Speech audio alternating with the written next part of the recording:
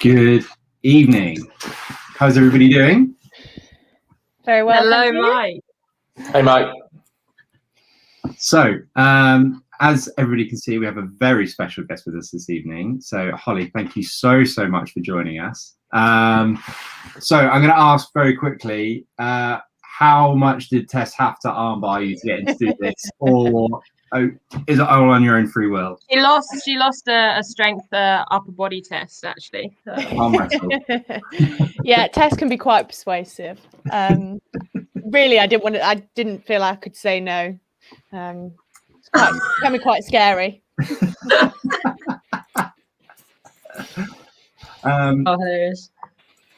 So, Tess, I'm going to hand over to you. This is your show this evening with Hollie. So, over to you. Yeah, thanks. You guys just be in the background whilst Hollie and I just have a little chat like every day. No, this is super exciting because on the 8th of March every year is International Women's Day, a day special to everyone around the world because each year it has a new theme, and that theme this year is leadership in a pandemic. And I thought, well, first of all, we need to have an episode for International Women's Day, and secondly, who is one of the main people in my life who I know is leading in a pandemic, and that is my captain, Hollie Pearne-Webb. And so without having to beat her in an arm wrestle, she agreed to come on the pod. So I'm super excited. And I just wanted to start with inspirational women. So my my realm of inspirational women includes Hollie, but I thought I shouldn't necessarily just pamper Hol and tell her how much I was inspired by her and the actions of her team and the way she goes about her daily life. I thought I'd talk about the suffragette Millicent Fawcett, who is one of my idols, and her saying is "Courage calls to courage everywhere," and it's also on my Instagram bio. But she is someone who I really look up to, and I wanted to ask the question to the group, who the women that they look to for inspiration. So we'll start with Hol. I think the first person I would have to say is my mum. She has inspired me in many different ways, but yeah, her strength and her ability to get back up if she's been knocked down, and how resilient she is, inspires me every day to make sure I can be the best I can be. So she is definitely my number one, I would say. Nice. And Gibbo. I'm going to be really bad son if I don't say my mum as well now. Yeah, I feel really guilty now if I don't say mum. Yeah, I was like, we prepped this and we didn't say mum, which is really bad. But definitely agree. So the ones that are close to home work-wise and in coaching, Sarah Bayman in netball at Loughborough, and Mel Marshall, and a lot of good stuff out there, like coaching across genders with Mel. She coaches men, women. She coaches Adam PT most sort of famously. Some really good stuff out there about coaching and relationships and stuff like that. And I really like Emma Hayes as well, the Chelsea ladies manager, who just handles herself incredibly well when asked difficult questions, often by media linking her with men's jobs and things. And she just plays it with such a straight bat. And I think she understands coaching more than people understand in football understand coaching, and she's not afraid to call it like it is, which I think is really refreshing. She was linked with a job it was Wimbledon, actually. She was linked with the Wimbledon job, and someone in the media called it a step up, and she just went, hold on, I coach World Cup players, internationals, that's not a step up. And the press room were like, really? It's like, no, it's definitely not a step up. And I just loved she was pretty fierce with it, but I liked it. It was really refreshing. It just needed to be said. So yeah, I like her a lot. Nice. Yeah, leading from a coaching point of view is a different spin on the whole International Women's Day leading in a pandemic. Hol, you were coached by Karen Brown. Tell us a little bit about her in the Rio cycle. Saw her today, actually. She was by the side of the pitch. But yeah, Karen Brown, I think was really inspirational. It was so good to have a female coach within that setup, and especially someone that had sort of been there and done it. And I remember at the World Cup in 2014 when things weren't going that great, and she was there giving the wise words in the moments when we needed them the most, I think, to then obviously help us in the turnaround sort of a year later at the Euros and then the Olympics. So I think she's been she was a massive part of last cycle in terms of, you know, things might not be great now, but they can turn around, and we stick with the process. And she'd been there and done it. And so it was great to see that. It was also great to see how she interacted with the obviously 2 male coaches. And yeah, she definitely wasn't, you know, quiet, or she didn't be reserved. She was definitely leading from the front, which was great to see. And now obviously we've got Katie within the cycle this time round, and she brings exactly the same. Been there, done that, isn't afraid to use her voice, give her opinions, be heard, lead from the front. And I think she's doing a great job so far as well. Absolutely. What a legend she is. How about you, Mike? Obviously, I got to say, Mum. I think I can't really go any further. I feel like I'm backed into a little bit of corner. Don't. But Mum, you're listening. She's listening, is she? She is a weekly listener. So yeah, Mum is definitely on board tonight. But yeah, I think I've been really fortunate. I've had a couple of really amazing female coaches growing up, which I've never known any different. I've always been around really, you know, really amazing women who have really supported me all the way through. And I think that's been phenomenal and really showed me a completely different, you know, different ways of seeing things. And it was just amazing. So I had 2 phenomenal goalie coaches when I was growing up. So one was Bo, who just was the first coach really just to embrace me for my style of play, which I hadn't had before then. It was just very generic stuff. And actually she was the first one to really kind of open my eyes and realize that every person you coach and everybody you deal with is an individual.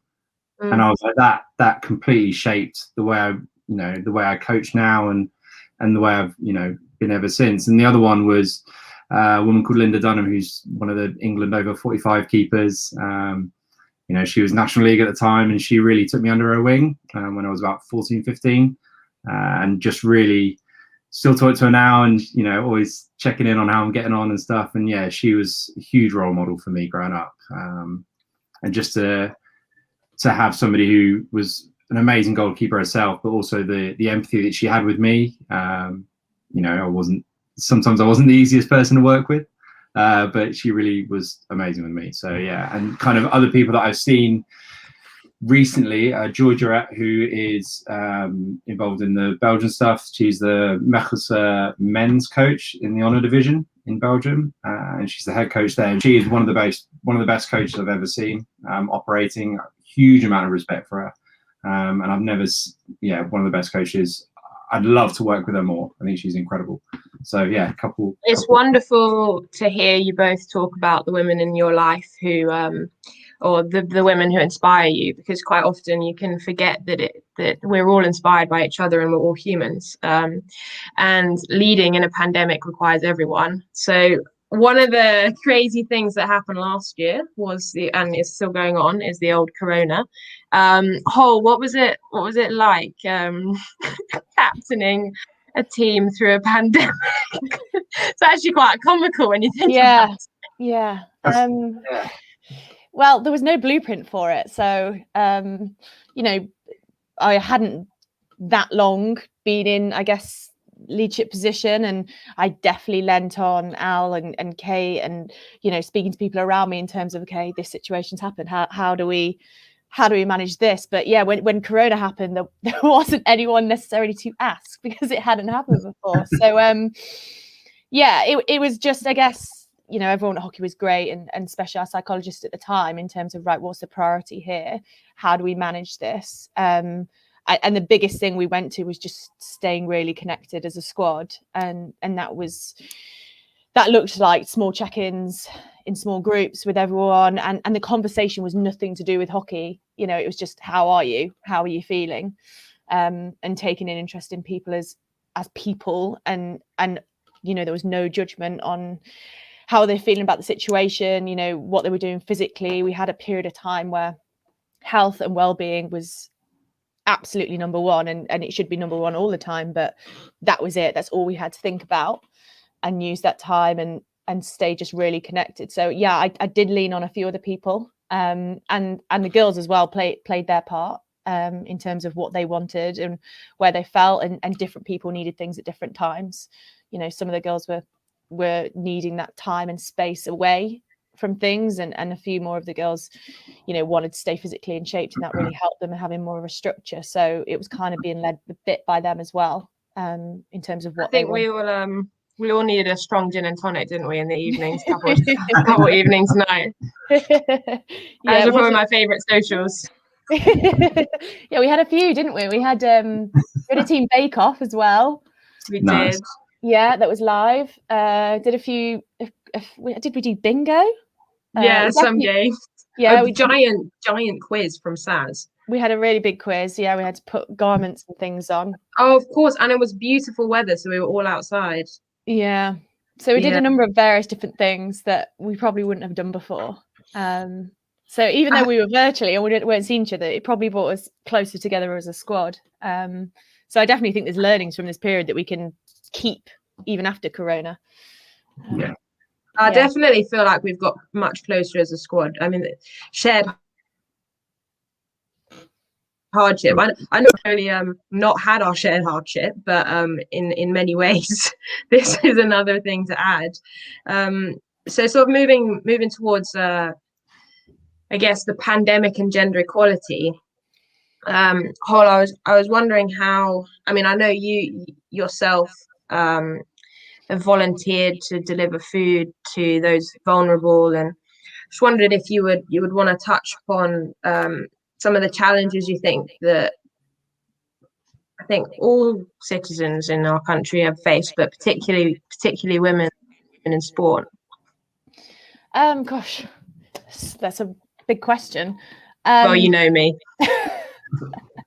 I think women in general obviously face a number of issues. I kind of was speaking to you earlier, Tess, in terms of there's external barriers which have been highlighted a lot recently, and both in the sporting world and the business world, and companies are now taking that on board and trying to do something about it. I mean, obviously we'd like it to be a lot quicker and there'd be no need for it, but you know, people are now listening and we need to accelerate that and keep pushing them.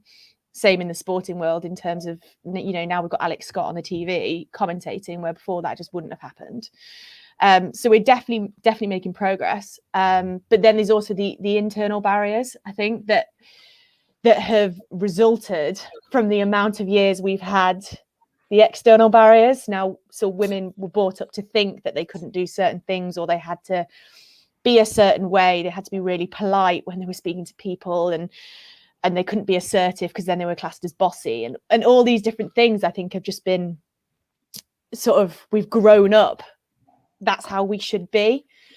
And it's very different, I think, to how males are treated, both within sport and outside of sport. I mean, for example, I think when you watch our game, the women tend to be really, really polite to the umpires, and, you know, there's no swearing or anything. And some of the men's matches, there's swearing, and that's fine. They can get away with that. And those little moments that just unconsciously happen without us thinking about them. And I'm not advocating swearing at umpires, by the way. I don't think that should be the case. Our new team values. Yeah, no. That should not be the case at all. But just little things like that, I guess, are examples of just of how we've been brought up and what we automatically think of ourselves. So I think, yes, there's work externally it needs to go on, especially in sport, in terms of making sport equal. And I think hockey actually, on the whole, is leading the way in terms of internationally. We are a very equal sport in terms of national lottery funding, the amount we get to train together, the facilities we have. I think it is slightly different still in the club space, and I think gender inequality is still happening there. So there's still definitely areas we need to improve on. But yeah, we also need to look at ourselves and try and work on some of these things we think about ourselves and how we have to be, that we've had almost forced on us, and we ourselves, unfortunately, have got to think slightly differently. How did you begin your journey? I would call it a feminist awakening, but perhaps that's probably quite an extreme way of calling it. But I think everybody goes through their lives and they suddenly start to pick up on different social circumstances. I imagine Mike and Gibbo must have gone through as well, where you just start to notice little different things and how people are being treated. But when did you start thinking, hang on, I want to start to make change and I want to play a part? Well, I think growing up, my dad had a huge influence on me in terms of there was 3 girls. He had 3 girls, and he treated us and instilled in us that we could do anything we wanted to do. And gender was never even talked about. So I wasn't even aware, probably from a young age, that there was a difference. You know, I play football, I play cricket with the boys, like I'd be in boys sports teams, and I wasn't thinking I'm the only girl or I shouldn't be here because of how I'd been brought up. So I think it was probably sort of teenage years, then I guess when I got into hockey more seriously, that then you begin to notice, okay, there's a girls team and there's a boys team, and things are, you know, we're treated slightly differently, and then expectations are slightly differently. So it's probably later on in life that I began to notice it. And then I thought, okay, this isn't how I've been brought up or what I was expecting. Why? And it kind of frustrates me, like, why is there a difference in how we're treated, and why is it, you know, there's a small amount of CFOs in major companies and CEOs are women, like, why? And it just didn't make any sense to me. So yeah, it was probably then a few years ago when I probably felt I had more confidence and more of a voice that I then started to dig a little deeper into ask why and kind of gain an understanding. But yeah, some of the questions still perplex me a little bit in terms of doesn't make any sense. Do you think that's why, or also one of the contributing factors to your phenomenal dual aspiration of becoming a chartered accountant? And I just want to tell the listeners that Holly and I are just watching Corners. We're just watching the team, and I was like, oh, how did your accountancy exams go? And she's like, oh yeah, they went pretty well. I'm actually in the top 1% of the country for the marks. I mean, you are like knocking down barriers left, right, and centre. And is your role Women in Business? I know you've just joined the EY Women in Leadership. Yeah, what's your role with that? Yeah, so I mean, as you know, Tess, we've got a great performance lifestyle advisor at hockey, Emma Mitchell, and she sent out this opportunity before Christmas. And I've always been conscious of having the two. I think performance-wise, it actually really helps me having something else going on in my life, because it means I have to think about something else than hockey, and I'm a terrible overthinker. But yeah, the business world is exactly the same. I'm kind of, why are there not more women in leadership positions? So the EY program came about, and its whole focus is getting more women in leadership positions, and especially from sport and the benefits that can bring. So I guess when I saw that program, I absolutely want to be involved in this. It means working with some of the top female leaders in business and getting their advice and input, but also working with some of amazing female athletes from across the world. So there's 15 of us from across the world, from all different sports. I think 3/4 are already retired, 1/4 of us are still in sport. So I just saw it as an amazing opportunity to sort of network with all these different variety of people and learn the lessons from them as well. So hopefully you don't make the same mistakes, and we can all get together and sort of build on a cause to get more women in leadership roles, both within sport and without. And I also definitely would want, you know, girls growing up to see things as achievable. So, you know, they see now women's football on TV and they go, okay, I want to be a football player, which, you know, boys can grow up thinking, but a lot of girls grow up and can't think that because they don't see it. And that's the same in the business world. You know, I want little girls to grow up and go, yeah, I want to be the CEO of whatever company, because they can see women already doing that. And for that to happen, we need to get more females in those positions, which is, as I mentioned earlier, sort of the external barriers of giving the women those opportunities, but also the internal barriers in terms of thinking you're not good enough, you can't achieve it, where, you know, there's no reason why you can't, just as much as a man can. And it's sort of changing the rhetoric and changing the conversation and making sure girls and women believe in themselves and that they can achieve those things. So I think that was the biggest driver for me for trying to get involved. Well, So- I can tell you that this young girl grew up watching you, so tick box. Sorry, Mike. We've actually got Over to a you. really nice fitting question that's just come through from Amelia, which I think fits in really nicely. Wants to go into career in engineering. It's very male-dominated environment. What advice would you give her, Hol? Well, I think it's incredible that you're going into engineering. I kind of wish that was a sector that I was in, because you've got a great opportunity there to break down some barriers and get in amongst it. What advice would I give you is, one, great, you're into it, and two, just keep going. There is absolutely no reason that you can't do things as well as any of the guys and any of the men. And actually, you probably can teach them a thing or two in terms of the way you handle problems and you go about things, because I think there is a lot of benefits of being a woman, and the kind of as I said earlier, what you're brought up to believe and how you go about things, and you see things slightly differently. So I think I look at that going into engineering and I just think, wow, what an opportunity. I think there's so many opportunities there. Don't take no's, break down barriers and believe in yourself. I think that's very exciting. And Amelia is a legend. So she's done a load of Sport 101 academies and stuff, and is, absolutely top class. So I know she's going to really love that answer. And I think knowing Amelia, she will definitely grab that with two hands and really go for it. So yeah, thank you for that. That's really cool. I guess from my point of view, obviously from my point of view, I didn't really value the way that I was brought up from my mum, in terms of I now also get equally I get so frustrated with the inequality, because I'm like, let's get the best people in regardless of gender, race, color. And it really aggravates me. And I think I didn't really realize the influence that my mum had on me in terms of that, and also how important that was in terms of shaping me as somebody who runs a business and manages people, has been fortunate enough to coach some phenomenal women athletes, Kate, Hells, those kind of guys.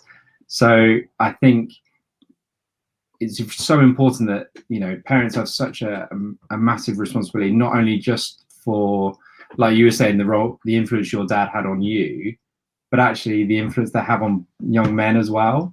And I think that conversation, needs to happen more as well, because I think I don't see color, I don't see right. Like for me, everybody's as good as you pick the best people, regardless. And actually, like you say, like you just said, everybody brings something different to the table, and that is massive. And is underrated, I feel, at times. So what's your kind of thoughts with me kind of with that kind of viewpoint? No, I think that's great. I think, for women to break down barriers, you can't do it on yourself. You need a whole community of people around you, and you need women supporting women. That's vital. But you also need men on board as well. And you just have to look at Andy Murray in terms of the comments he's made, how he responds to journalists in questions, and the way he supports the women's game. And I just think he's incredible. And I think that is largely influenced by how he was brought up with his mum. And she's clearly instilled in him that, it doesn't matter what race, what gender, whatever you are, we're all equal. And I think that's a huge part, but it is really vital that both men and women are part of this conversation, because we can't do it. One, we can't do it on our own. We can't do it just with women. We need everyone on board with this to sort of break down the barriers and truly make everyone sort of on a level playing field. Yeah, 100%. And getting quite overwhelmed here, Hol. Wow.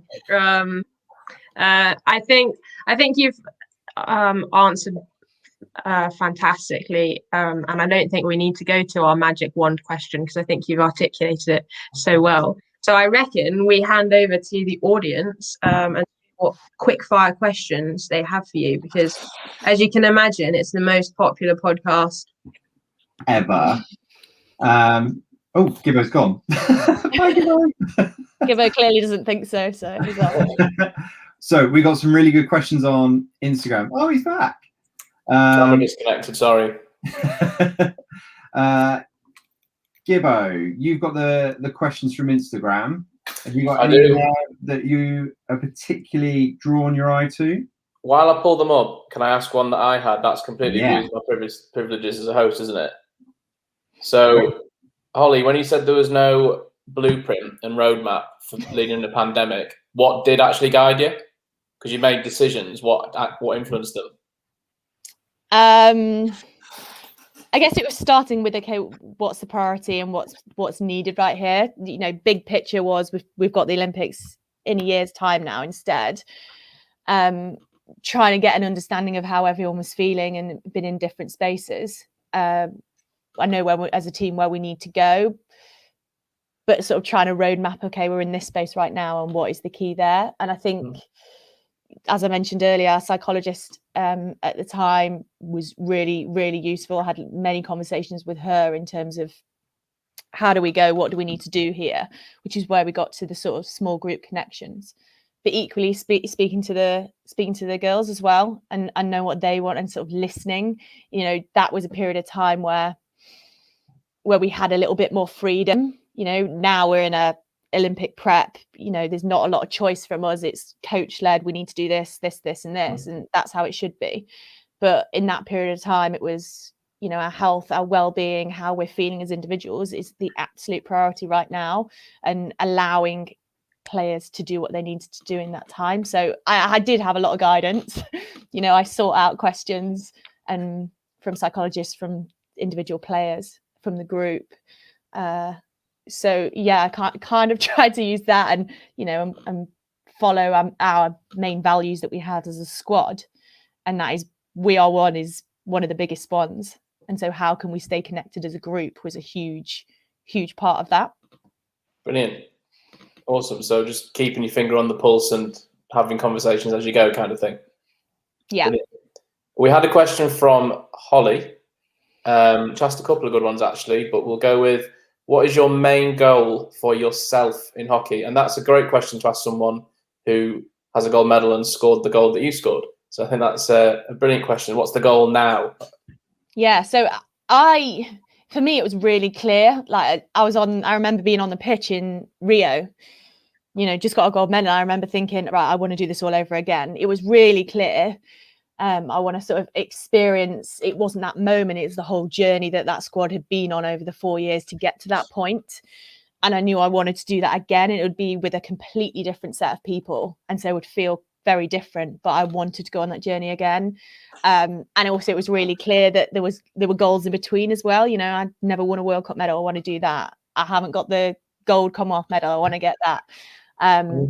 So there was various different stepping stones as well. So yeah, currently my goal is to get myself selected for Tokyo, to be in the best possible place I can be in, and to go and win another Olympic gold medal. So that's my immediate short-term goal. So yeah, it's always been quite clear for me. After the Olympics, who knows? But yeah, right now that's my goal. Brilliant. Another one from HRKLT, which is an Instagram name. How has it been struggling studies with hockey, and at any point has anything had to give? Yeah, great question. So I mean, until recently I've always played hockey, studied and worked and had all three that I've had to juggle. Luckily I've got rid of the studying bit recently because I've finished, but it is tough, and I think acknowledging it's tough is absolutely fine. But I was quite, you have to be very organized and arrange your time, but I also had sort of used a traffic light system and sort of prioritized stuff at different points in time. So obviously we've got a 4-year Olympic cycle, and at certain points in that Olympic cycle, it's, you know, hockey is absolutely where all my energy should be. And also there's other points in that time where, you know, I can focus on studying stuff outside. And then a lot of that time, it's just getting the right balance of the three. And so, you know, sometimes study will take priority and other times hockey. But the number one was just managing your time. And I'm a big fan of a calendar and a diary. And I always look at the week ahead and I plot time. So I plot an hour studying time in the evening, but then an hour chill time after to make sure that I relax, because that was important for hockey. So just being really organized, looking at the week ahead, planning it out, and then just being really strict. So at weekends, you know, I could study for 12 hours in a go if I didn't have something in the calendar to take a break. You've got to have a relax here. So yeah, plotting it down and planning it, being really strict, even if you're not achieved what you wanted to achieve, you've done that time, I think is really key. But it's tough, but it's definitely doable. Would it be fair to say that you can do pretty much everything right, but still feel the pinch and find it tough? Like you can get everything laid out and it's still difficult. Before every exam, I never felt prepared. And yeah, I planned everything and never felt prepared. So yeah, 100% you can. Brilliant. I've seen Hollie studying on planes. It inspired me that, you know what, when you're flying to Australia, it's 12 hours you got to use. Exactly. And I don't sleep on planes. So I was like, right, perfect opportunity to get some in. Brilliant. We'll make the most of this question because it's not one we get to ask Tess because she's in the forward line or high midfield line. Defence often isn't seen as an exciting position in junior hockey. What would you give advice to young players around that? So getting young players to value playing defence and value the defending. From Ian, fan of the show. Yeah, good question. I actually love being a defender. You know, I much prefer being a defender than I imagine being a forward. And I just love the competition in terms of I'll turn it into competition with 1v1s, like this player's not going to get past me. And that's the competition that I love in my head. That I will do. Hate it. I hate it. No one wants to go up against Hollie. No, not true. But yeah, I would turn that into a competition. And I also love being a defender. You know, you get to see the whole game. The whole game's in front of you. And so you get to see the patterns and the positionings and where the spaces are. And it's, you know, I love the tactical part of hockey where it's like a kind of a jigsaw and places fit into place and it's just moving parts. And as a defender, you get to see all that throughout the whole game. So I love that side of it. You know, with that obviously comes the comms. Seeing how the game goes and being able to read it really well, and just turn it into competitions. Do you like being at the back for your captaincy? Could you think you'd find it easier to captain, hard to captain another line? Well, I've never tried it in another line, so I only know from a defender. But yeah, I guess the ability to see everything is an advantage, and obviously Kate had that as well. But Al led from the front. Yeah. So yeah, she would have probably seen it a different way, but yeah, I do like the ability to see everything, and obviously then when we're up there, we're still engaged, but you can kind of get a sense where everyone is and where's the feeling right now, where's the momentum as well. That's definitely something I used to love from being in goal. Like it was just, I loved seeing the game and just being able, that little bit of remote control was really nice, just to move people around when you need them. And yeah, it was. I completely, when you were saying that, in my head, I'm shutting my eyes and I'm like, I loved that vision of being able to see everything that's going on ahead of you. So yeah, I completely sympathise with that. Let's not forget that HBW also has a killer slider, which can be used to score many a goal. So defenders can also score goals. I've actually got a clip I've got a Hollie clip that I wheel out now and again from a game where you hit a ridiculous backhand pass. It was the game at Bisham. I don't know how I've got it or why I've got it, but I use it for like outlet clips for young players that you don't have to slap everything. I've seen that actually. Yeah. Was that against Ireland? Inside left to the top. Yes. Yeah. Don't know why I've got it. Probably. She's only done 3 in her career. She's only done 3 backhands in her career, so she remembers exactly. Yeah, it was last cycle. It was before Rio. Yeah. Yeah. Yeah. Paul, I'm just conscious of your time. I know you have a meeting at 6, so we shall wrap up and say a massive thank you over to Mike and Gibbo for their thank yous, and then I'll close. I'll go and let Mike wrap up formally, but no, thank you so much for coming on. It's been really well, and answering all the questions. We didn't get through them all, but we got through. A lot of people asked similar things, so we got through a good whack of sort of topic areas. And it's been really nice to hear how you led through an uncertain period, because that's been, I reflect on it now and think, I hope we don't have to do this again, but there's a chance we might.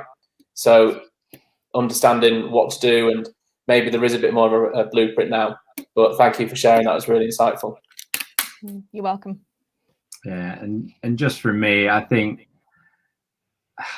it's just been amazing to have you on. Like, I really am truly appreciative of your time. I know you're an incredibly busy woman with so much going on at the moment, and yeah, for me, it's just a pleasure to have you here and to hear everything that you spoke about. And I'm a bit of a fanboy, so yeah, absolutely love tonight. So thank you very much for coming on. It's been amazing. No, you're very welcome. I've really enjoyed it, and obviously hugely passionate about the topic. So what a special day, International Women's Day, everyone. 8th of March, wear your purple. We will be, as a GB women's group, always we wear purple. So Hol, you are an inspirational woman. Thank you for being who you are. So on that note, we shall close. Thank you very much. See you later, everybody. Bye. Bye.